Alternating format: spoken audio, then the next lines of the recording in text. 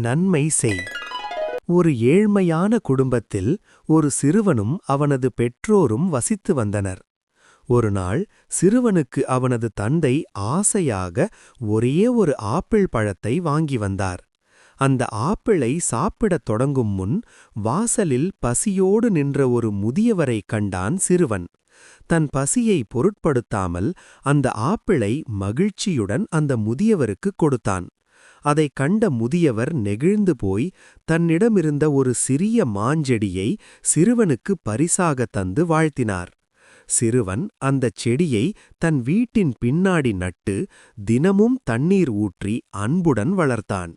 சில ஆண்டுகளில் அது பெரிய மரமாகி இனிப்பான கனிகளை அள்ளித் தந்தது. அந்த மரத்தின் பழங்களை விற்று சிறுவனின் குடும்பம் வறுமையிலிருந்து மீண்டது. ஒரு சிறிய பகிர்தல் ஒரு குடும்பத்தின் தலையெழுத்தையே மாற்றியதை ஊரே வியந்து பார்த்தது. எழுத்து சரவணன் சூர்யா.